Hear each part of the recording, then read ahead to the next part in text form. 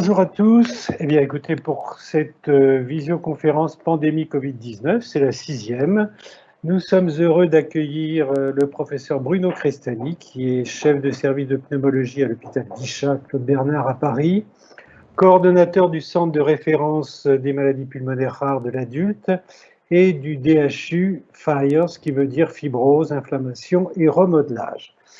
Alors Bruno, aujourd'hui, va nous parler de la prise en charge des patients atteints par le Covid-19, c'est-à-dire plus après la phase aiguë. Et dans notre auditoire d'une quinzaine de pays, eh bien, nous avons beaucoup de pneumologues et qui se posent donc des questions. Ils ont vu ou ils n'ont pas vu des cas de Covid, mais en tout cas, ils vont se retrouver avec des patients qui ont des anomalies scannographiques et puis surtout des gènes respiratoires et qui se posent des questions. Est-ce que c'est du Covid ou est-ce que ce ne sont pas des complications du Covid? Alors Bruno va nous détailler tout cela, je pense nous rappeler la généalogie un petit peu des anomalies. Bruno, on te laisse la parole en te remerciant d'être parmi nous aujourd'hui. Bonjour à tous, merci de cette invitation. Je suis désolé de ne pas avoir pu participer aux séances précédentes, donc je regrette peut-être s'il y a des redites, mais finalement dans l'enseignement, les redites, ça peut être toujours utile. Donc je suis, comme vous le voyez, professeur à l'université de Paris. Je travaille à l'hôpital Bichat et comme l'a dit le professeur Lemarié,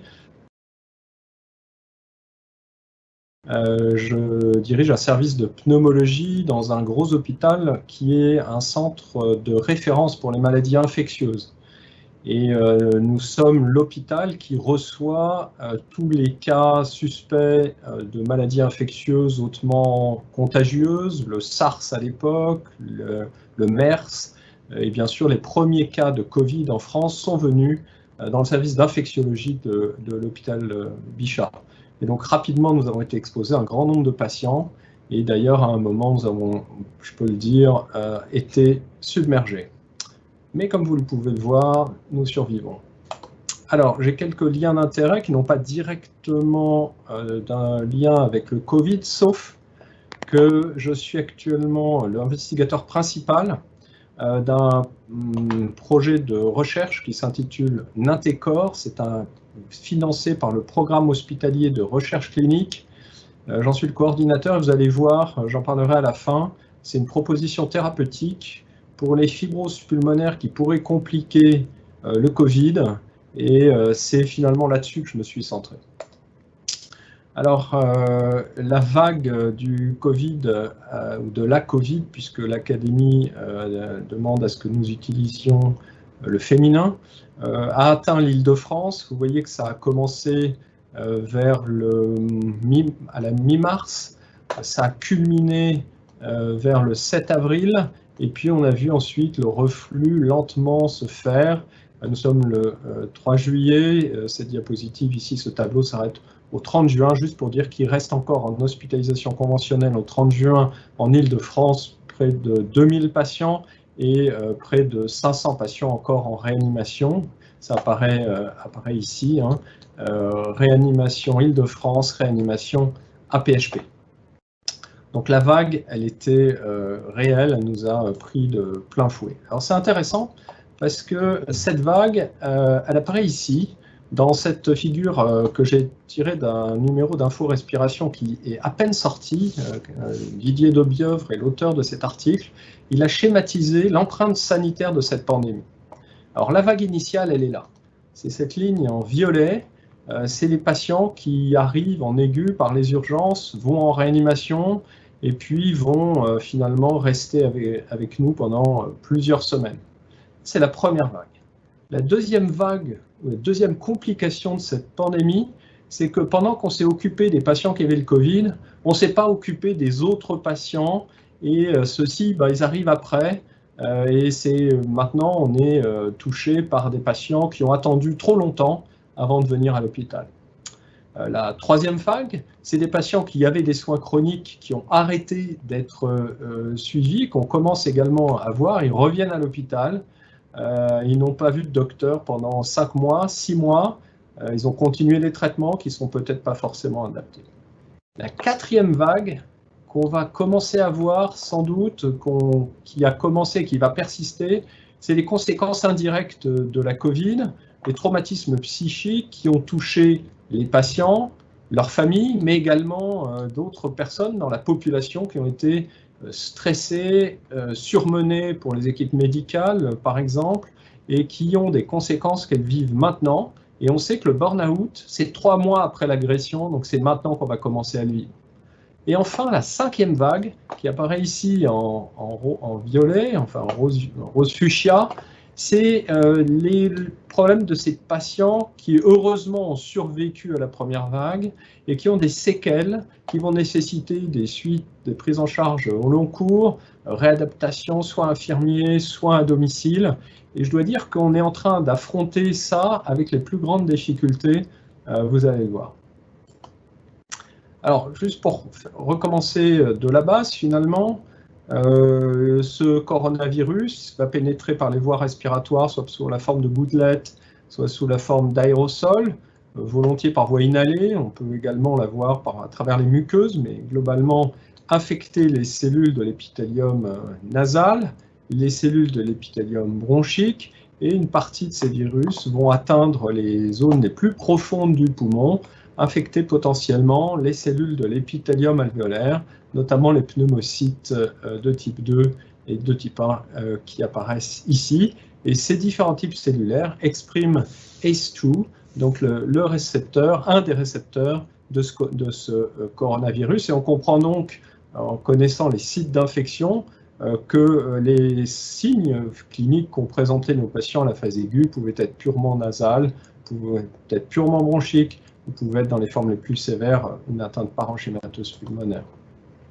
Le poumon profond peut donc être atteint par ce virus. On peut le mettre en évidence par immunofluorescence. L'image n'est pas extrêmement belle, mais elle montre la détection potentielle des protéines virales dans le poumon le plus profond au niveau des cellules de l'épithélium alvéolaire. Et puis on peut mettre en évidence ces virions au sein d'un pneumocyte de type 2 en microscopie électronique. Vous savez, il y a eu des fausses images qui ont été publiées, il y a eu des rétractions. Là, j'espère que cette image est vraie, elle est tirée d'un article, comme vous pouvez le voir, pris sur medRxiv, qui n'a pas encore été rétracté, pourvu que ça dure. Donc les cellules de l'épithélium le plus profond vont être atteintes, mais pas seulement l'épithélium, hein. On sait qu'il va y avoir une atteinte endothéliale qui a été bien décrite par nos collègues allemands sur des prélèvements pulmonaires autopsiques. Et on a pu parler endothélite au niveau du poumon, mais également endothélite dans d'autres circulations, notamment artérielles à distance. Puis à côté de cette atteinte vasculaire, microvasculaire, une inflammation considérable, prédominance lymphocytaire qui va atteindre le poumon. Donc une atteinte à différents étages finalement, épithéliale, endothéliale, inflammatoire. C'est assez différent, et c'est ce qu'ont bien montré nos collègues allemands, de ce qu'on observe dans la grippe. Alors en fait c'est assez intéressant parce que ces remaniements vasculaires, ils avaient déjà été décrits dans une autre infection à coronavirus, qui était le SARS. Quand on reprend ce papier qui maintenant a 15 ans, qui avait été publié dans Modern Pathology, où, si je ne me trompe pas, c'est l'équipe de Toronto, avait repris, vous voyez, les poumons de 20 patients qui étaient décédés de cette infection à coronavirus dans les années 2003. Eh bien, en fait, ils décrivaient le caractère absolument très fréquent de ces thrombis à différents stades d'organisation dans les poumons de patients qui avaient cette infection par le SARS. Donc en fait, on l'a vu ici chez nos patients atteints de Covid, mais si on avait mieux retenu ce qui s'était passé à l'époque du SARS, on aurait été moins surpris de voir cette atteinte vasculaire importante chez ces patients. Vous avez enregistré que cette atteinte, lorsqu'elle évoluait après la phase aiguë, pouvait s'accompagner d'une pneumopathie en voie d'organisation. Je n'ai pas de bonne traduction pour Acute Fibrinoid Organizing Pneumonia en français, une pneumopathie organisée avec des lésions fibrinoïdes. Et on voit, je pense que vous pouvez voir de là où vous êtes, que c'est une espèce de bourgeon ici alvéolaire intra-alvéolaires qui correspondent à la pneumopathie en voie d'organisation, mais avec également des dépôts de fibrine correspondant à une agression alvéolaire déjà en phase de réparation avec de nouveau des lésions vasculaires. Alors si on met tout ça ensemble, en phase aiguë, vous l'avez bien intégré, je pense déjà, mais c'est intéressant pour la suite, on va avoir une inflammation lymphocytaire, des lésions épithéliales alvéolaires, des lésions endothéliales avec des microthrombes qui probablement expliquent en grande partie l'hypoxémie que peuvent présenter de façon brutale ces patients à côté de l'embolie pulmonaire, et puis une fibroprolifération qu'on observe dans ces zones, dans le bourgeon endoalvéolaire. Alors ça se traduit de façon assez simple au scanner. Ici, cette patiente qui était assez mal, je vous remontrerai son scanner après parce que ça, vous verrez que c'est assez intéressant par ses opacités en verre dépoli avec des zones de condensation. Et alors, la question, c'est ensuite. Ça, c'est la phase aiguë. Qu'est-ce qui se passe ensuite? Alors, on a eu la chance d'opérer, enfin la chance, un de nos patients a été opéré pour un cancer épidermoïde qui avait été diagnostiqué en février. En mars, avant qu'on puisse le traiter, il fait un Covid. Et finalement, on l'opère le 20 avril. On l'opère à 1 mois après le début des signes fonctionnels. Quand on l'opère, ça c'est le scanner qui est fait quelques jours avant la chirurgie. Vous voyez qu'il avait ici dans un lobe supérieur des lésions d'emphysème et puis ces lésions ici qui sont des condensations plus ou moins denses, hein, ça va du verre dépoli à la condensation autour de ces lésions d'emphysème. Ça n'existait pas sur le scanner initial. On a ici la pièce de résection qui retrouve les lésions d'emphysème avec des zones plus denses correspondant bien à ce qu'on voit sur le scanner.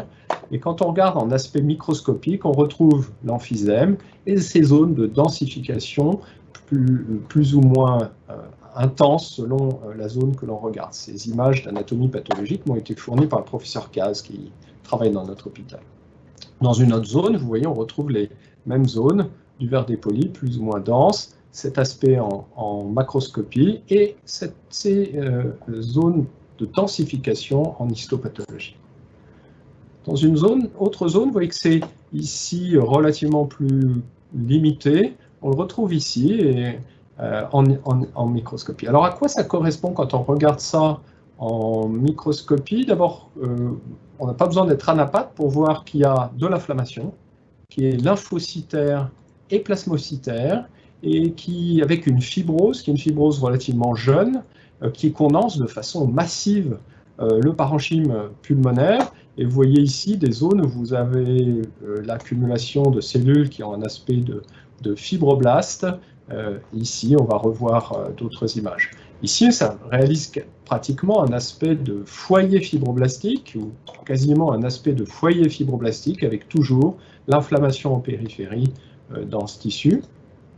Et puis, à d'autres endroits, vous voyez dans une zone qui apparaît comme étant moins malade, en histo, en réalité, on retrouve des bourgeons endoalvéolaires réalisant un aspect de pneumopathie organisée qu'on retrouve très bien sur cette autre coloration, avec ici, en périphérie, les zones de fibrose dense que je vous avais montrées préalablement.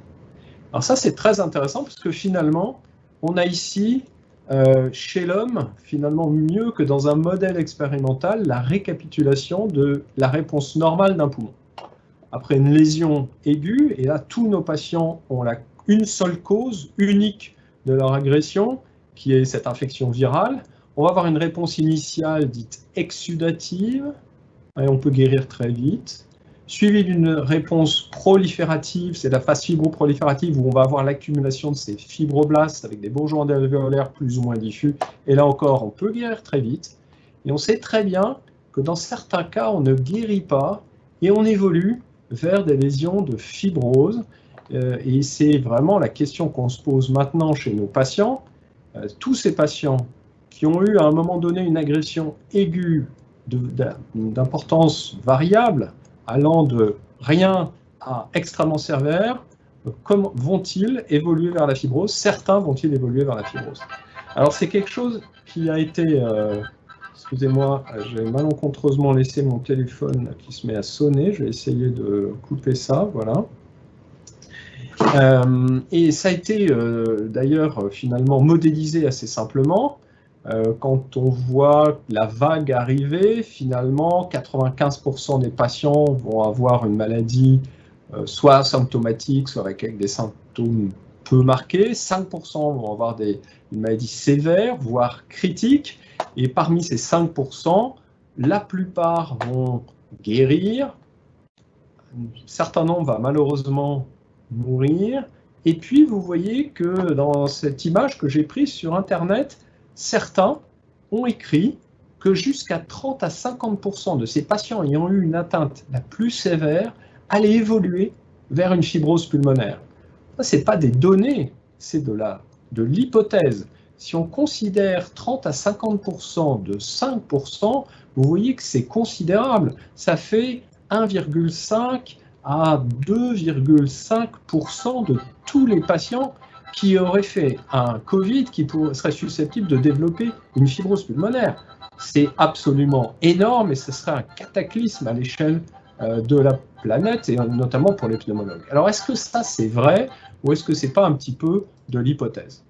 Alors ce qui est très intéressant, c'est de revenir à des choses simples. Quel est aujourd'hui le modèle physiopathologique de fibrose qu'on a tous en tête, qui est celui que j'enseigne aux étudiants?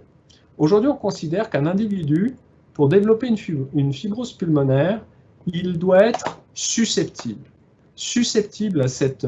à la fibrose, soit parce qu'il a un terrain génétique particulier, donc quelque chose qu'il a acquis notamment de ses parents, soit parce qu'il est juste âgé, et on sait très bien que le vieillissement est un facteur de risque majeur pour le développement de la fibrose.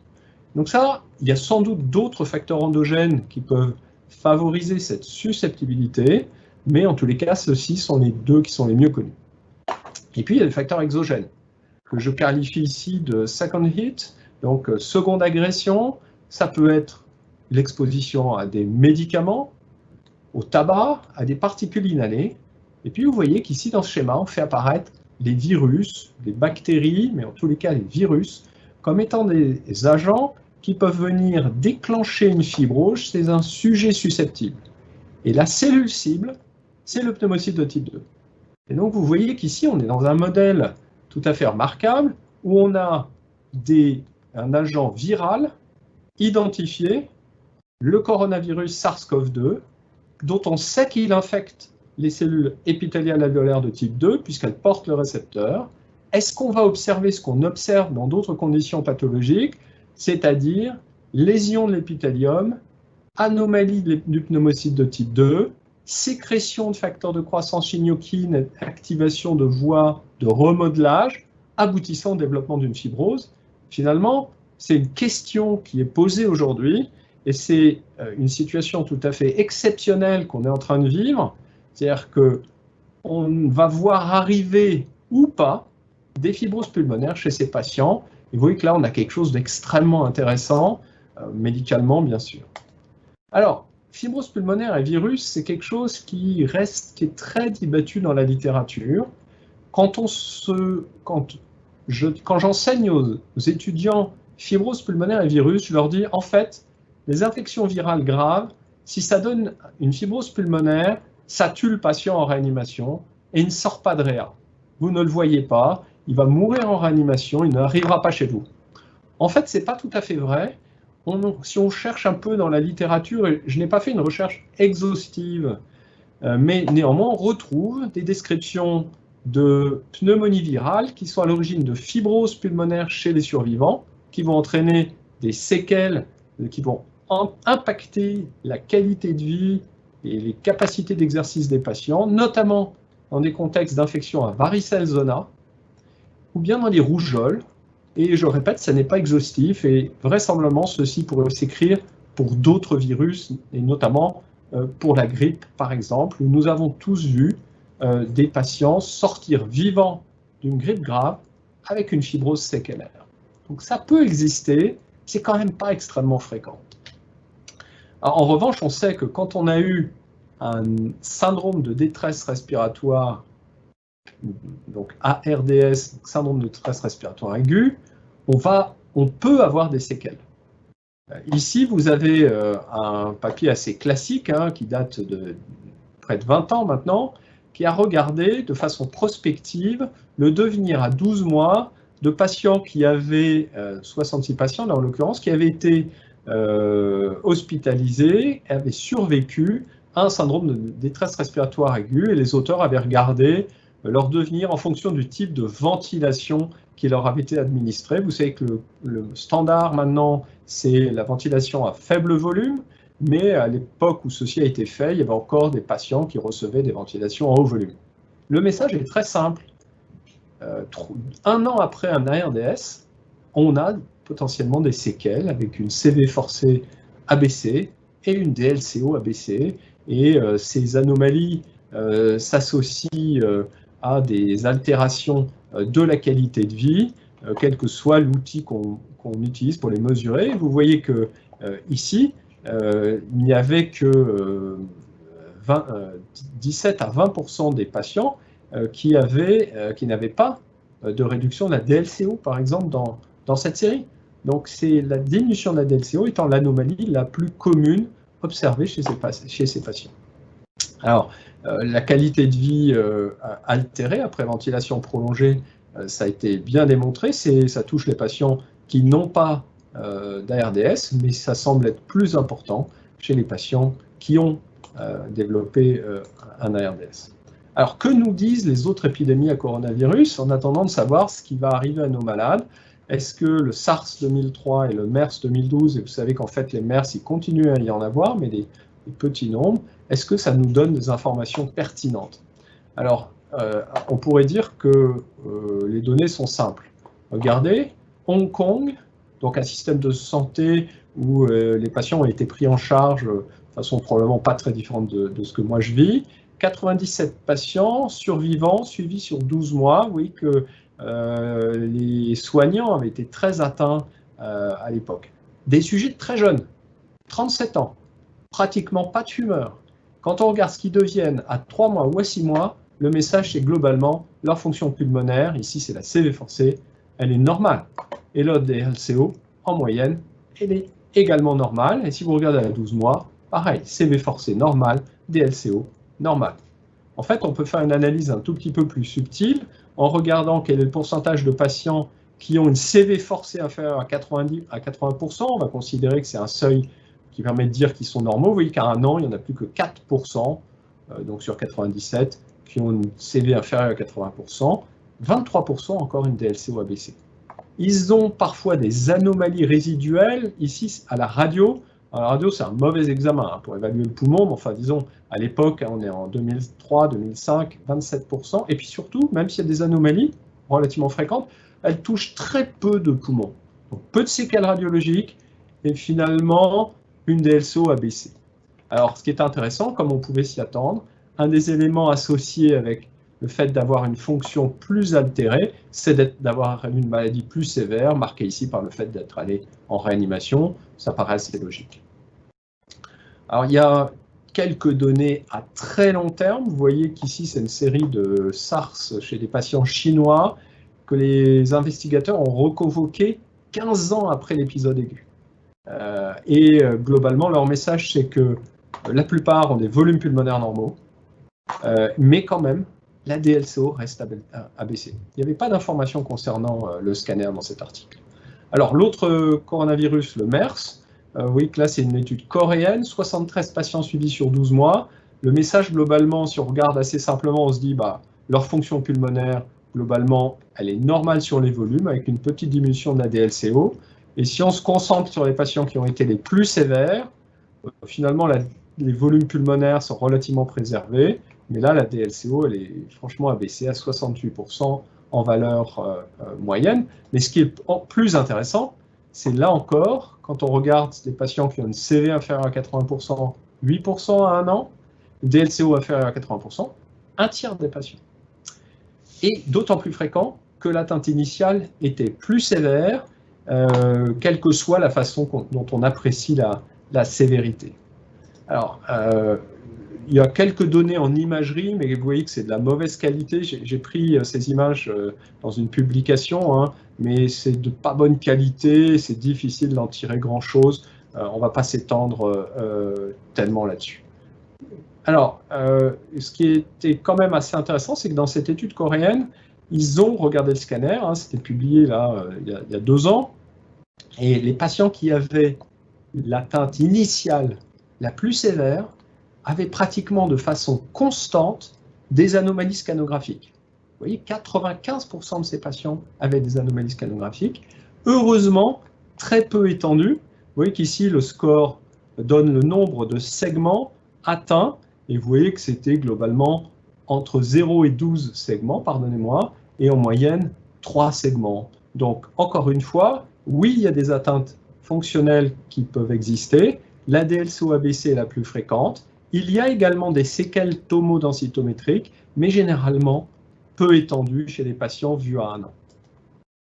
C'est ce que j'ai essayé de résumer ici. Altération morphologique peu étendue, altération fonctionnelle prédominante sur la DLCO, altération de la qualité de vie, finalement probablement pas très différente de ce qu'on a dans des ARDS. Alors la question, c'est SARS-CoV-2.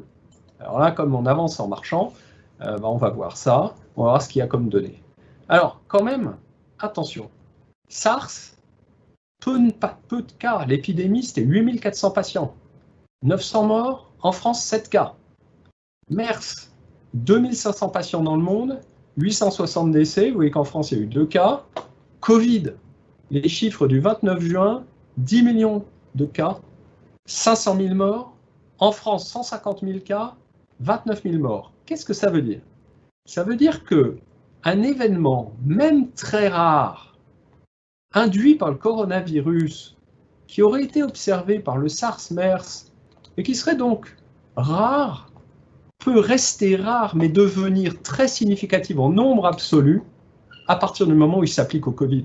Étant donné le grand nombre de patients qui ont été atteints et qui sont encore en train d'être atteints, vous avez vu que l'épidémie est hors de contrôle en Amérique du Nord. Alors l'autre point, c'est l'âge. Je vous ai dit tout à l'heure que l'âge, c'est un facteur de susceptibilité à pour la fibrose pulmonaire. L'âge des patients atteints de Covid en France, mais quand on regarde les données internationales, on retombe toujours sur les mêmes. C'est plutôt 70 ans de valeur en âge moyen, alors que pour le SARS, c'était 42 ans. Sujet jeune, relativement jeune, sujet relativement plus âgé. Donc attention, ce qu'on a appris pour le SARS et le MERS peut ne pas s'appliquer avec le coronavirus, et notamment du fait de cet âge particulier de la population atteinte. Alors ici, j'ai repris les chiffres de l'assistance publique hôpitaux de Paris, où je travaille. Vous voyez que c'est le tableau de bord au 1er juillet 2020, qui nous donne une vision globale de la distribution par âge des patients qui ont été hospitalisés pour leur coronavirus. Vous voyez qu'effectivement, la plupart des patients avaient plus de 60 ans, c'est ce paquet de patients, mais il y avait quand même des sujets plus jeunes, voire des sujets très jeunes, mais la grande masse des patients avaient plus de 60 ans. Et vous voyez qu'ici, à l'assistance publique hôpitaux de Paris, l'âge moyen, c'était 69 ans, et la médiane, c'était 72 ans, donc des âges à risque pour la fibrogénèse. Alors, qu'est-ce qu'ils deviennent, ces patients? Il commence à y avoir des données qui se publient. Ça, c'est la série Bichat de patients.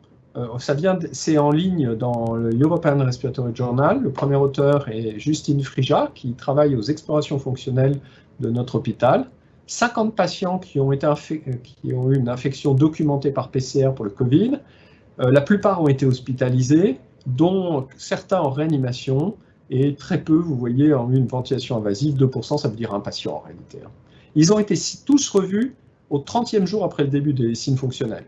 Vous voyez que c'est une population-là qui n'est pas représentative de tous les patients qui ont été hospitalisés, puisqu'ils sont relativement jeunes. Étonnamment, pas vraiment de prédominance d'hommes, alors qu'habituellement, c'est une maladie de l'homme. Pardon. Qu'est-ce qu'on voit si on regarde les EFR à 1 mois des signes fonctionnels?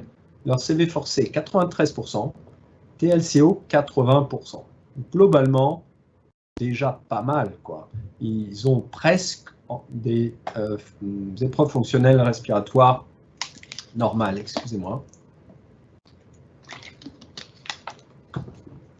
Ce qui est plus intéressant, c'est encore une fois, c'est de regarder en fonction de seuil. EFR complètement normal, 48%. Mais si je regarde les patients les plus sévères, c'est seulement 19% du collectif.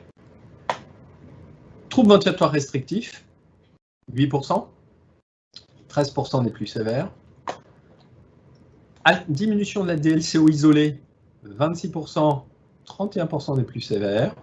Et un trouble ventilatoire restrictif avec une diminution de la DLCO, 18%, 38% des plus sévères. Donc à un mois, il y a des anomalies fonctionnelles. Globalement, néanmoins, la moitié des patients ont totalement normalisé leurs épreuves fonctionnelles. Des données chinoises qui viennent d'être publiées à un mois de la sortie d'hospitalisation. Alors, en relisant l'article, on essaie de calculer pour savoir combien ça fait. Globalement, ils étaient à peu près à 2 mois du début de la maladie. Vous voyez que 57 patients, donc chinois, 17 avaient des critères de sévérité, 40 étaient non sévères. Et globalement, qu'est-ce qu'on voit? Que le pourcentage de patients qui avaient une CV forcée inférieure à 80% est de 23% chez les patients qui avaient des critères de sévérité, contre 5% chez les non sévères. Et une DLCO inférieure à 80% était observée chez 40% des patients non sévères, 76% chez les sévères. Donc globalement, des choses à peu près comparables à ce qu'on a observé dans notre série. Dans cette série chinoise, ils ont essayé de corréler les anomalies fonctionnelles respiratoires avec les anomalies scanographiques. Et vous voyez qu'ici, plus le scanner était malade au début de la maladie, plus sévère était l'altération de la CV forcée mesurée un mois après la sortie d'hospitalisation. Ça a l'air assez logique. C'était la seule anomalie qui était statistiquement significative dans les multiples analyses qu'ils ont faites. Je crois qu'il ne faut pas aller trop loin dans l'interprétation de ces résultats.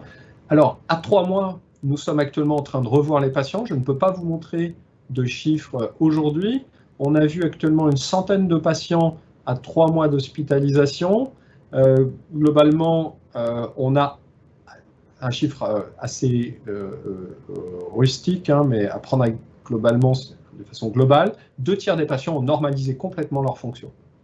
1 tiers garde encore des anomalies, avec la DLCO étant l'anomalie prédominante, ce qui veut dire que quand même, on voit que ces anomalies ne semblent pas persister, mais semblent évoluer vers une régression au moins partielle. On devrait avoir vu dans les prochains mois 250 patients au 3e mois de l'hospitalisation. Ce sera publié, bien sûr. Nous sommes actuellement en train de mettre nos données ensemble avec celles de la Pitié-Salpêtrière, qui a vu également un très grand nombre de patients.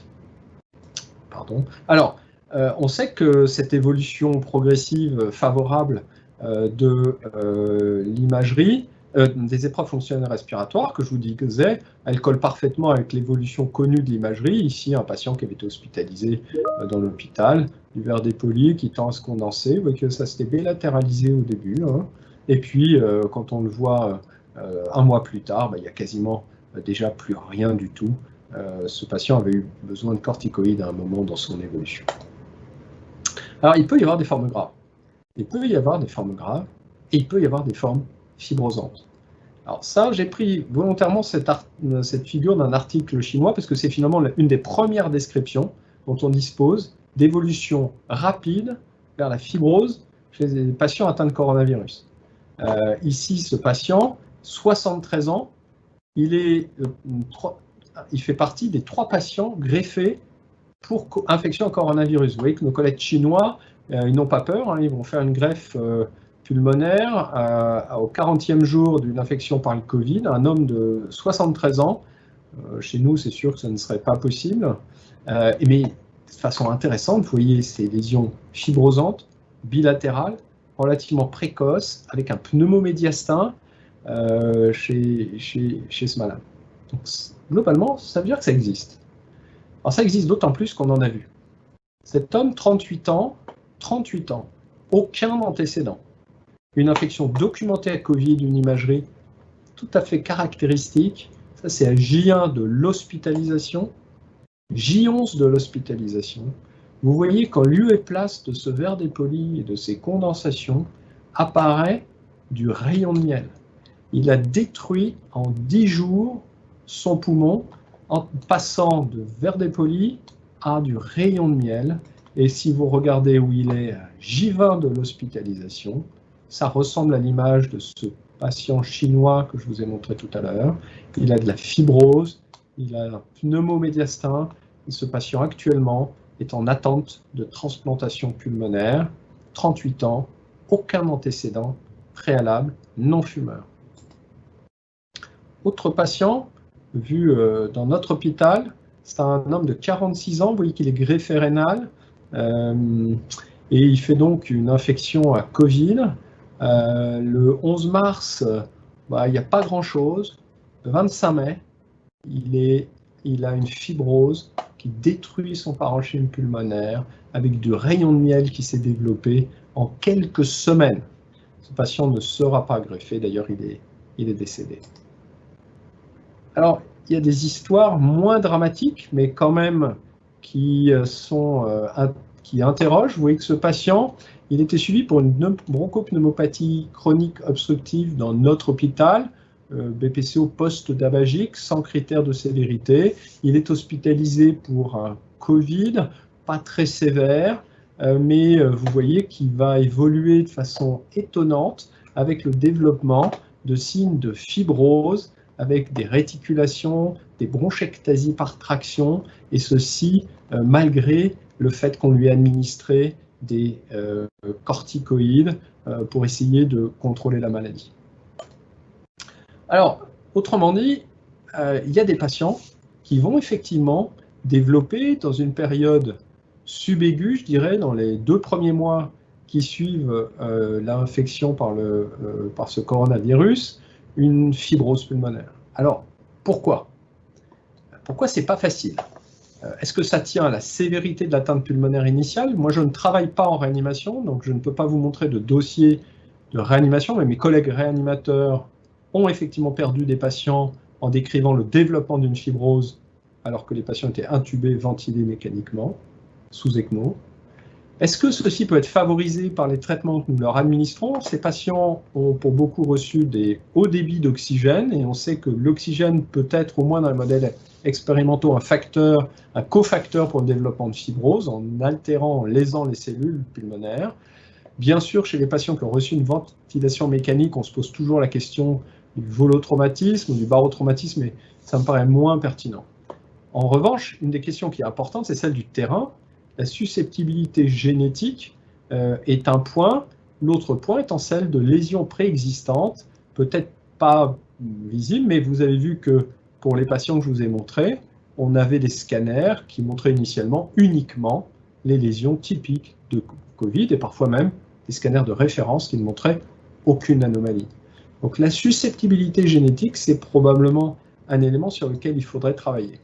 Alors justement, le facteur numéro 1 de susceptibilité génétique à la fibrose, c'est ce polymorphisme sur le promoteur du gène qui code pour la mucine 5B, qui a été décrit d'abord dans les fibroses familiales, puis dans des fibroses pulmonaires sporadiques, d'abord dans les fibroses idiopathiques, et on s'est rendu compte ensuite que c'était un facteur de susceptibilité également pour des fibroses dans des contextes non idiopathiques, tels que les pneumopathies d'hypersensibilité chronique, l'asbestose, la polyarthrite rhumatoïde avec pneumopathie interstitielle. Le mécanisme par lequel ce polymorphisme qui entraîne une surexpression de la mucine 5B, une protéine qui normalement est exprimée dans l'épithélium bronchiolaire et pas dans les alvéoles. Comment ce polymorphisme favorise le développement de la fibrose reste pour le moment incertain, d'autant plus qu'il y a quelques données qui sont un peu interrogées par certains qui suggèrent que certes c'est un facteur de susceptibilité, mais ça serait associé à un meilleur pronostic. Donc là vous voyez que ça devient difficile à comprendre. Alors il y a une étude actuellement qui est non publiée seulement sous forme préliminaire par une équipe hollandaise, qui est l'équipe de Colin van Morsel, qui travaille au St. Antonius Hospital en Hollande, une équipe avec qui on collabore, qu'on connaît bien, qui a regardé ce polymorphisme de MUC5B chez les patients infectés par le Covid, hospitalisés dans leur hôpital. Vous voyez qu'ils ont eu accès à 83 patients infectés par le Covid, qu'ils ont comparé à 611 sujets témoins. Et ils ont fait un génotypage pour ce polymorphisme. C'est très simple, hein, c'est une PCR, et vous allez être soit homozygote GG, homozygote TT qui est le polymorphisme à risque, ou bien hétérozygote. Dans la population caucasienne, cet allèle à risque, T, est présent chez 10% de la population. Vous prenez 10 personnes qui sont dans le couloir dans une station de métro parisienne, et on a un qui est porteur de cet allèle à risque. Ils ont regardé ce qu'il y avait dans le Covid-19, et là, ils ont trouvé une diminution de la fréquence de cet allèle. Et vous voyez que le risque relatif était de 0,40, suggérant que cette allèle, en fait, était protectrice. Elle protégerait du développement d'une Covid sévère. En effet, cette Covid était sévère parce qu'elle justifiait d'une hospitalisation. Alors, ça demande bien sûr à être confirmé. Nous avons actuellement un travail comparable qui est en cours dans la cohorte française des infections par coronavirus, mais c'est un premier signal qui laisse penser que, contrairement à l'hypothèse initiale, ce polymorphisme pouvait protéger du développement d'un Covid-19 à la phase aiguë. Mais ça ne nous dit rien, pour le moment, sur le risque potentiel de développer une fibrose après le Covid, et ça, c'est une autre question qui va devoir être adressée. Aujourd'hui, je n'ai pas la réponse à cette question. Alors, comment on fait en pratique? Nous, ce qu'on fait, selon les recommandations, c'est qu'on a revu tous nos patients à 1 mois. Bon, vous avez compris qu'on est en train de les revoir au 3e mois après l'hospitalisation. On les interroge, on les examine, on leur fait des EFR avec des SCO, un scanner thoracique sans injection. S'ils sont essoufflés, on fait bien sûr, une exploration vasculaire, soit une scintigraphie pulmonaire, soit un angioscanner, puisqu'on sait que ces patients ont été à risque thromboembolique à la phase aiguë. On ne sait pas s'ils sont à risque d'avoir des complications à long terme de type hypertension pulmonaire. Aujourd'hui, ça n'est pas connu. S'ils ont une dyspnée, on leur dose également le NT-proBNP, un argument effectivement à la recherche d'anomalies de type hypertension pulmonaire. Et puis on leur fait également une échographie cardiaque pour mesurer la vitesse maximale du flux régurgitatif sur la tricuspide, pour un élément d'hypertension pulmonaire, et bien sûr pour apprécier leur fonction ventriculaire gauche, puisqu'un certain nombre de ces patients ont pu développer une myocardite à la phase aiguë. S'ils sont essoufflés, il faut s'occuper de ça. Et donc bien sûr, s'il y a des anomalies sur les bilans fonctionnels respiratoires ou sur le scanner, il y a une étape diagnostique qui est absolument indispensable. Avant de conclure à « c'est une fibrose du Covid », il faut se demander, est-ce qu'il n'y a pas de pathologie intercurrente? Est-ce qu'il n'y a pas de l'infarctus pulmonaire? Est-ce qu'on n'est pas en train de redécouvrir ou de découvrir une maladie préexistante? Et bien sûr, c'est des dossiers qui parfois sont très simples, mais souvent sont un peu compliqués pour une maladie que personne ne connaissait avant. Et donc là, on va discuter ces cas en réunion multidisciplinaire. Quand je dis multidisciplinaire, c'est qu'il y a au minimum les radiologues, les pneumologues, parfois les infectiologues, et c'est là qu'on va décider surveillance dans la plupart des cas. Qu'est-ce que ça veut dire surveillance? Ça veut dire il y a des anomalies mais elles vont régresser. Ou bien on peut discuter de leur administrer des corticoïdes lorsque l'imagerie nous fait suspecter qu'on soit dans une phase de pneumopathie organisée qui pourrait bénéficier d'une corticothérapie. Et on va discuter l'administration d'un antifibrosant. Et notre recommandation, c'est d'administrer un antifibrosant que dans le cadre d'un essai thérapeutique lorsqu'il existe.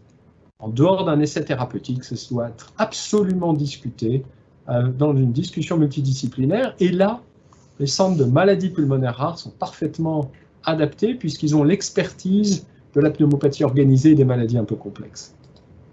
Alors, on a mis en place en France un protocole dont je vous ai parlé initialement qui s'appelle NINTECOR, NINTE pour nintédanib, COR pour coronavirus.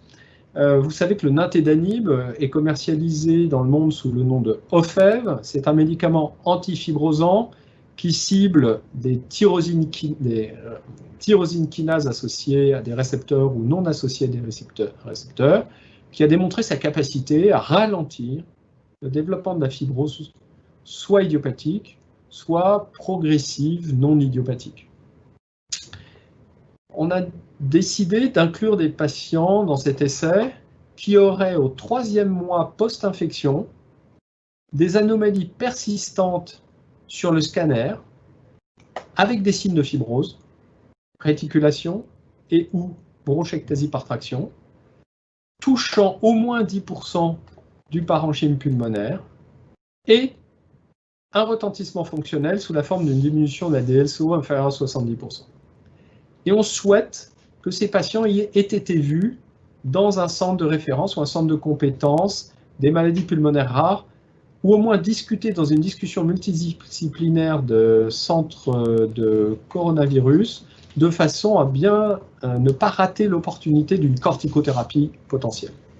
Et ces patients ensuite sont randomisés, soit vers le nintédanib, soit vers le placebo, et vus ensuite au 1er mois, au 3e mois, au 6e mois, etc. Il y aura une analyse intermédiaire ici au 12e mois. On va les suivre sur la spirométrie, sur la DLCO, sur le test de marche, sur des biomarqueurs, le scanner sera répété, sur des scores de dyspnée, de qualité de vie, bien sûr. Et puis, il y a un élément génétique qui sera également étudié, puisqu'on a prévu de regarder chez ces patients si le polymorphisme de MUC5B, dont je vous ai parlé tout à l'heure, pouvait intervenir dans l'évolution. Alors, le PHRC n'est pas encore commencé. Nous venons d'avoir l'autorisation de l'Agence de sécurité du médicament, ce qui veut dire que dans les 15 jours qui viennent, on va pouvoir inclure le premier patient. Il y en a un certain nombre de patients qui attendent de pouvoir être inclus.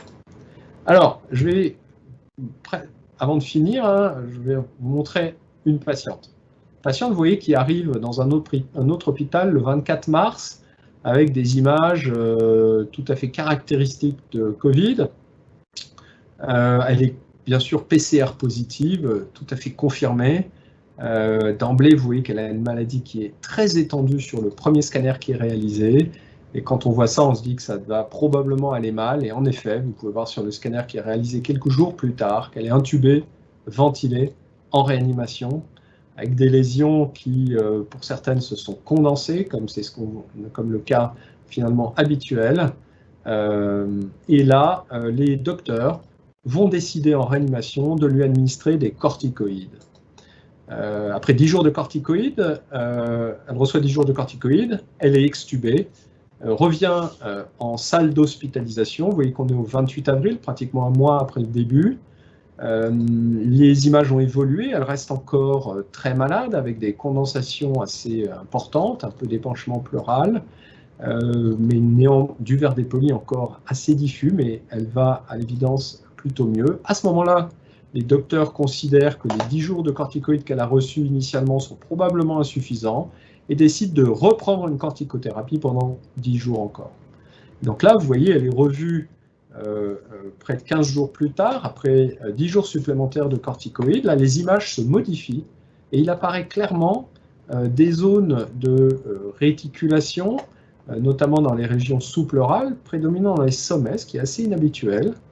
Avec, par contre, en revanche, vous le voyez, un nettoyage assez impressionnant des images dans les bases. Et elle nous est adressée le 26 juin en nous demandant, regardez, les images persistent, il y a une évolution fibrosante avec des bronchectasies par traction, des condensations. Ici, vous retrouvez ces bronchectasies par traction. Ici, une véritable dilatation des bronches. Quelques réticulations, il y a plus de 10% de la surface pulmonaire qui est atteinte, et la question qui nous est posée, c'est est-ce qu'il faut la mettre sous antifibrosant? Et là, notre réponse a été, écoutez, non, parce que finalement, quand je regarde ce qui s'est passé entre le 11 mai et le 26 juin, elle continue à s'améliorer. Et donc notre objectif là, c'est pas de donner des antifibrosants à n'importe qui, notamment et surtout pas à quelqu'un qui est en train de s'améliorer. Et là, on voit bien qu'il y a un potentiel de résolution. On a décidé de répéter le scanner dans 6 semaines afin de pouvoir juger si effectivement elle continue à progresser, ce qui nous paraît le plus vraisemblable. Donc là, je suis l'avocat d'une surveillance armée de ces patients. Je ne pense pas qu'il faille donner des antifibrosants à tout le monde, ni des corticoïdes à tout le monde, mais c'est quelque chose qu'on va discuter au cas par cas, et là on a vraiment besoin d'expertise. Alors, la prise en charge de ces Covid tardifs, vous voyez qu'on vient de discuter corticoïdes, antifibrosants, personne ne sait aujourd'hui, hein, donc c'est vraiment au cas par cas qu'on discute. Il y a d'autres soucis qui se posent chez ces patients, certains d'entre eux tous. Mes pneumologues correspondants de Gilles m'appellent régulièrement en me disant « ils toussent, qu'est-ce que je fais ?» On leur dit « faites comme d'habitude, cherchez les causes alternatives, éventuellement tester une corticothérapie inhalée brève, efficace ou pas efficace. » Et en fait, par expérience, on voit que ces toux finissent par céder. Un certain nombre de ces patients doivent bénéficier de réhabilitation à partir du moment où ils sont essoufflés. Je crois que c'est quelque chose qu'on peut leur proposer, surtout quand ils ont été hospitalisés de façon prolongée. Heureusement, la greffe, j'espère, ne sera utile que pour une minorité et les soins palliatifs encore moins. Et bien sûr, on a une responsabilité qui est de prendre en charge ou de reprendre en charge de façon correcte les comorbidités de ces patients qui ont parfois été un peu oubliés. Alors, ça, c'est un discours facile, réhabilitation, etc. Mais en fait, c'est difficile. La réalité aujourd'hui qui nous arrive, c'est que souvent, on a du mal à couvrir ses besoins. L'accès aux EFR est devenu très difficile. C'est la seconde vague dont je vous parlais. Ils sont sortis d'hôpital, mais maintenant, on a du mal à les explorer. On a du mal à avoir accès aux scanners parce qu'il y a tellement de patients. Les soins de suite et de réadaptation sont difficiles d'accès. Les hôpitaux de jour sont saturés. On a du mal à prendre en charge psychologiquement les patients et les familles, ce qui crée du stress pour les patients, ce qui crée du stress pour les soignants. On n'est vraiment pas satisfait. Vous voyez qu'on arrive dans ce modèle que je vous ai écrivé, finalement, c'est la 5e vague ici qui nous pose un problème avec la question qui reste ouverte de la fibrose ou pas. Voilà, ici je vais conclure. Je vais vous remercier, je suis disponible pour les questions. Et puis, un message assez simple, il faut continuer à se protéger si on veut se protéger nous-mêmes et protéger nos patients et nos familles. Merci beaucoup. Merci Bruno Crestani, c'était très clair et très intéressant. Il va y avoir une foule de questions à poser. Yves. Oui, d'abord, merci beaucoup. J'ai particulièrement aimé votre conférence. Vous êtes comme un pompier. Vous éteignez les feux, mais vous êtes dedans. Et donc, merci beaucoup. J'ai un commentaire, une question, peut-être une seconde question. Mon premier commentaire, c'est oui, effectivement, en Amérique du Nord, l'Amérique du Nord a été complètement dépassée par le COVID, mais c'est pas tout l'Amérique du Nord, ce sont les États-Unis. Et c'est pas parce que la population n'a pas essayé, mais c'est parce que vous connaissez l'histoire de certains dirigeants, c'est causé par ça. C'est la même chose au Brésil, hein? Et donc, c'est pas partout.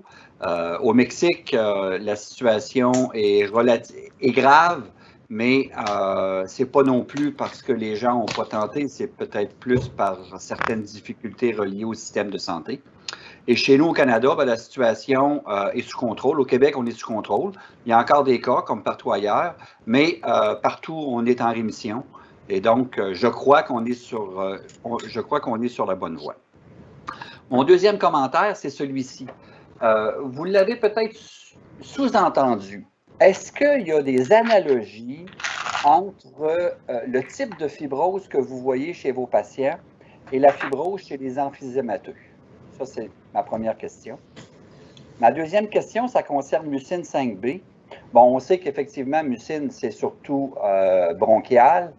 Là, vous la voyez dans les cas de fibrose. Je trouve ça extrêmement intéressant parce que ça peut être responsable du collapsus du poumon aussi. Donc, est-ce que vous avez de l'information avec la mutation 5B et puis, en fait, le GT et puis peut-être le collapsus du poumon qui est, bon, je dis, c'est pas relié à la fibrose, c'est relié à l'épithélium, mais j'ai déjà vu de la littérature qui parlait de collapsus et de mucine. Merci beaucoup. Alors, merci beaucoup pour vos commentaires. Effectivement, l'Amérique du Nord, j'aurais dû être plus précis dans mon discours, c'est très grand, l'Amérique du Nord. Fibrose et emphysème, donc en effet, quand on prend des patients qui ont une fibrose pulmonaire idiopathique, 30% d'entre eux ont au moins un peu d'emphysème, parfois beaucoup d'emphysème, et donc on a décrit même un syndrome emphysème fibrose. Et en dehors même de ce syndrome emphysème fibrose, lorsqu'on analyse des prélèvements provenant de patients qui ont un emphysème prédominant, on peut voir effectivement, parfois au contact, des lésions emphysémateuses, parfois plus à distance, des lésions de fibrose. Ce qu'on observe chez ces patients-ci, j'ai l'impression, c'est que c'est quelque chose qui est très inflammatoire. Il y a de la fibrose, certes, elle est encore jeune, elle n'est pas encore organisée, elle est entourée, infiltrée par de l'inflammation. Donc je ne suis pas sûr que ce soit exactement la même chose que ce qu'on a dans ces emphysèmes associés à plus ou moins de fibrose. Concernant la mucine 5B et le collapsus, alors ça c'est une remarque très intéressante. Je dois dire que j'avais pas fait jusqu'à maintenant, pas fait le lien personnellement entre cette mucine et le collapsus. Ce qu'on comprend habituellement et ce qu'on discute habituellement, c'est que dans les zones de fibrose, il y a une altération de l'épithélium alvéolaire, une repopulation du poumon distal par des cellules qui vont venir des bronchioles, repeupler l'épithélium et se différencier, prendre parfois un phénotype un peu aberrant et exprimer donc localement de la mucine 5B. Et effectivement, quand on regarde les zones remaniées de poumons, que ce soit la fibrose pulmonaire idiopathique ou la fibrose associée à la polyarthrite rhumatoïde, on trouve dans des zones alvéolaires distales une expression ectopique de MUC5B qui ne devrait pas être là. Alors je suppose qu'effectivement, la mucine, ce n'est pas très bon pour garder les alvéoles ouvertes par comparaison à du surfactant. Mais je dois dire que je n'avais pas réfléchi encore la question sur le plan justement du collapsus. Il y a des vieux papiers, effectivement, des années 80, qui montrent en anapath que, effectivement, dans les zones de fibrose organisée, là je ne parle pas du tout de post-infectieux, je parle de fibrose pulmonaire idiopathique, on retrouve comme un sandwich les membranes basales des alvéoles compactées les unes sur les autres, traduisant ce collapsus du poumon, et qui est probablement un élément important, probablement sous-évalué dans la physiopathologie de la fibrose. Oui, juste un commentaire. Effectivement, vous avez raison, mais ce collapsus-là, ce n'est pas un collapsus de type RDS. C'est-à-dire que ce n'est pas tout le poumon qui fait le sandwich. C'est simplement juste des portions des alvéoles qui sont collapsées. Ah. Merci. Merci à vous. Oui, après ces considérations biologiques de haute volée, je vais poser une question plus simple qui concerne l'épidémiologie.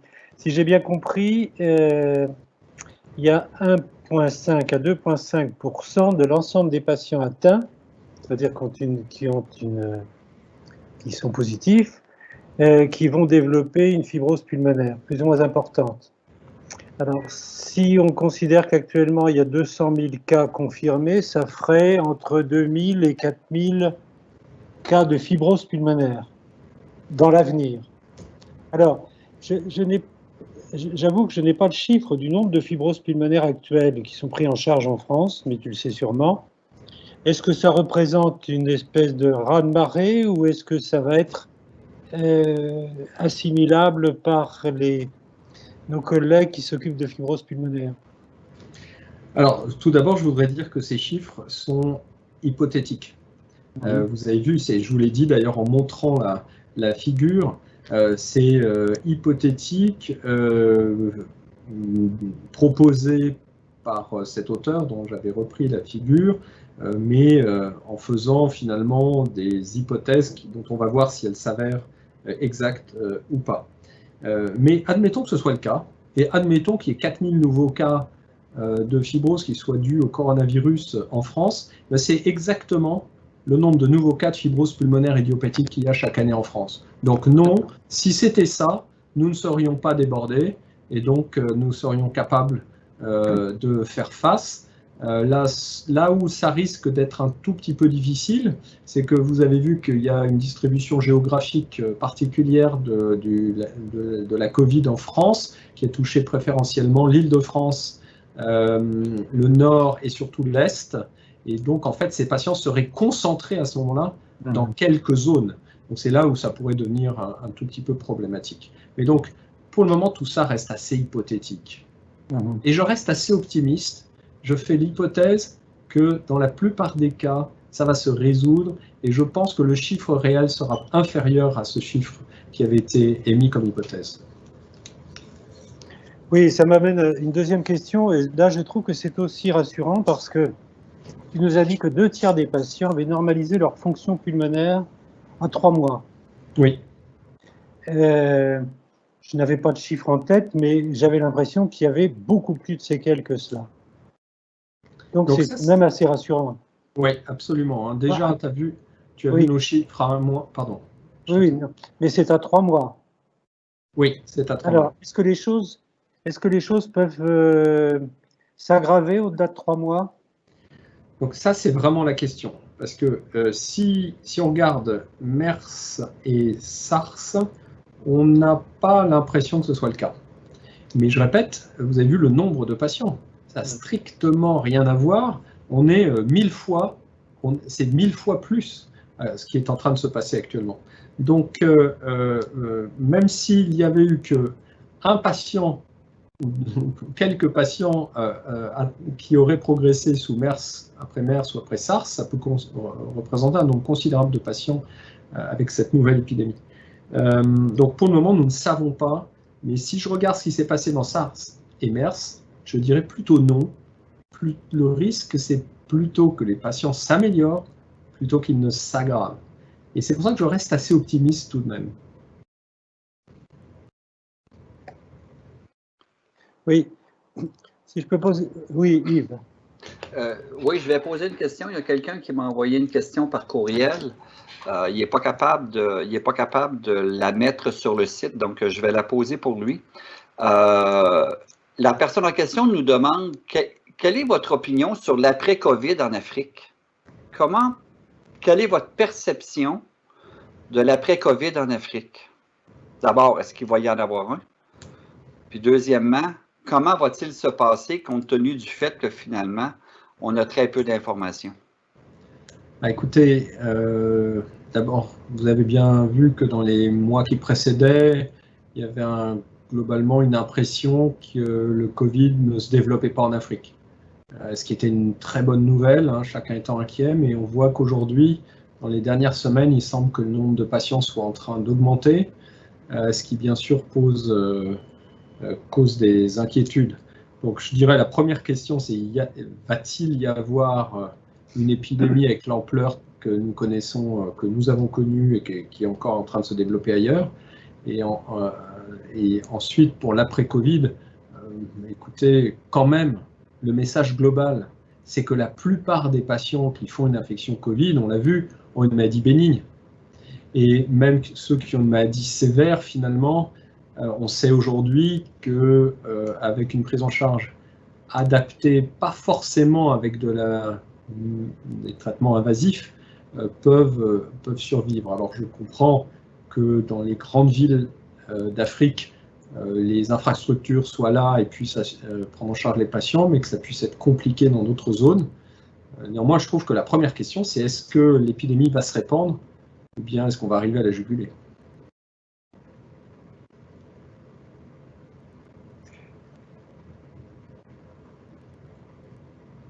Oui, il y a une question concernant les corticoïdes. Quelqu'un demande finalement à quel moment faut-il donner des corticoïdes? Est-ce qu'il faut les donner systématiquement?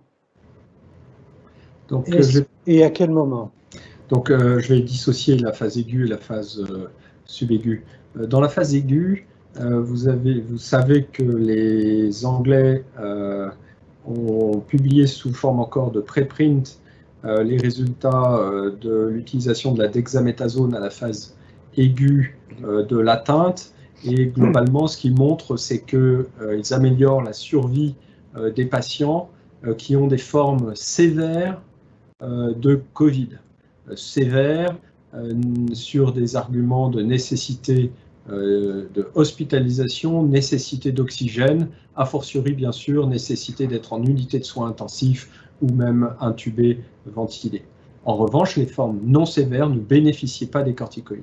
Donc le message, c'est corticoïdes à la phase aiguë chez les patients ayant des signes, des sévérités gazométriques. À la phase subaiguë, vraiment la discussion se fait au cas par cas. Chez des patients qui auraient des imageries qui feraient évoquer de la pneumopathie organisée, donc ces zones de condensation avec bronchogramme aérique qui évolueraient de façon lente ou même qui tendraient à s'aggraver. Et là, c'est vraiment bien sûr au cas par cas, mais toutes les équipes ont la même expérience où on observe des réponses aux corticoïdes, alors là, avec des améliorations assez nettes, comme on a l'habitude de l'observer dans les pneumopathies organisées d'autres étiologies.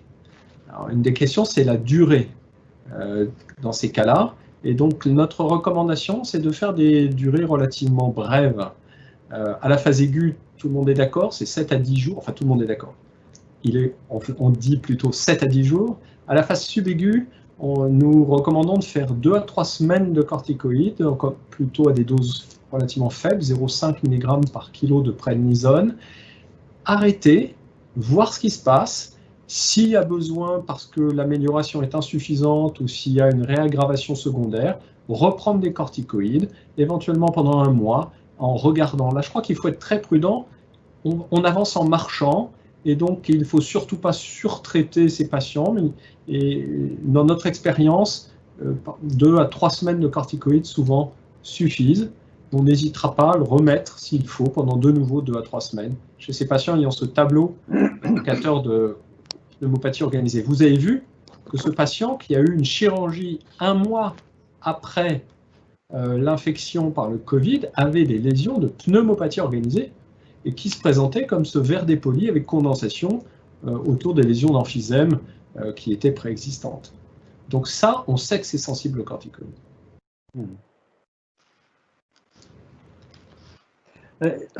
Si je peux me permettre un petit commentaire, il y a un point dont on a déjà discuté plusieurs fois au cours de ces conférences que l'on fait depuis plusieurs années, c'est l'intérêt de la DLCO. Et on l'a évoqué plusieurs fois, Yves en est témoin, la DLCO n'est pas répandue en particulier en Afrique, alors que c'est quelque chose qui serait faisable. Or, là, tu nous as montré clairement que c'est la DLCO qui est l'élément fondamental pour le suivi de ces patients. Alors, en effet, la DLCO, c'est l'examen le plus sensible. En général, c'est la réalité des maladies pulmonaires, mais en particulier chez ces patients, post-infection grave, post-ARDS, c'est l'anomalie qui va rester la plus significative. Alors, ce qui est très intéressant aussi de voir, c'est que de façon générale, à la fois après les infections au coronavirus qu'on connaît, SARS et MERS, mais dans les ARDS également, la qualité de vie est également sévèrement impactée dans un nombre relativement important de patients jusqu'à 1 an après. Et ça, c'est comme pneumologue, souvent on ne mesure pas ça. Ça ne fait pas partie de notre pratique clinique. On va le faire dans des cadres de protocole de recherche, et donc je dirais effectivement la DLCO, mais je n'ai pas parlé des tests de marche ou des tests simples qui permettent d'évaluer la capacité physique, mais il y a quelques données qui montrent également que ces patients, 1 an après, gardent des tests de marche qui sont légèrement anormaux, ou en tout cas un sous-groupe de patients ont des tests de marche anormaux, avec des distances parcourues anormales. Donc oui, test de la DLCO, oui, mais on peut aller un peu plus loin également dans le raffinement, sans avoir besoin d'outils très, très sophistiqués. Le test de marche, il n'y a pas plus simple. Oui. Juste un commentaire peut-être avant la fin, parce que je sais que le docteur Crestani doit quitter dans quelques minutes. Tu vas conclure en même temps, oui. Oui, d'accord. Donc, écoutez, est-ce qu'on a l'effet des glucocorticoïdes par inhalation? Parce que tantôt, vous avez parlé de prednisone, etc., dexaméthasone. Tout ça, c'est par IV. Pourquoi est-ce que vous ne les donnez pas par inhalation? Je pense que ce serait peut-être plus simple avec moins d'effets secondaires. Donc actuellement, nous les donnons en inhalation dans le cadre d'un essai thérapeutique dans la phase aiguë des patients non sévères, mais ça c'est un essai thérapeutique. Nous les donnons en inhalation chez les patients qui ont une toux qui les handicape. En revanche, lorsqu'il s'agit de ces aspects de pneumopathie organisée, quand la cible est la pneumopathie organisée, non, nous utilisons la voie générale. Quand on regarde la littérature sur la pneumopathie organisée, je n'ai rien vu qui laisse penser que les corticoïdes inhalés soient efficaces. Alors, est-ce qu'il faudrait faire des nébulisations à plus forte dose? Là, ça n'a pas été testé. D'accord. Ben écoutez, je pense que sur ces quelques mots, j'aimerais, en mon nom à moi, au nom de l'AUF, au nom de la CIMDEF, Étienne, remercier le professeur Bruno Crestani pour son excellente conférence. Et je vous donne le prochain rendez-vous. Laissez-moi consulter mon calendrier parce que nous l'avons fixé hier. Le prochain rendez-vous, ben ouais, non, je ne l'ai pas marqué. C'est le 29 juillet. D'accord, je m'excuse. Oui, effectivement. Le 29 juillet, et c'est un groupe présenté qui est la FEOG, c'est-à-dire la Fédération francophone d'obstétrique et gynécologie. Et c'est le professeur Tchek Sis qui va nous parler de grossesse et COVID. Donc, c'est le 29 juillet. Même heure, même poste, donc 10 heures à l'heure de l'Amérique, 16 heures à l'heure de Paris. Et Mme Katinka Bernard va envoyer le lien comme elle le fait si bien depuis plusieurs mois. Donc, sur ces quelques mots, merci beaucoup.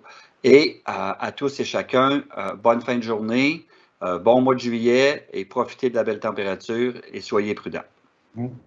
Merci beaucoup, au revoir. Merci Bruno, au revoir. Au revoir.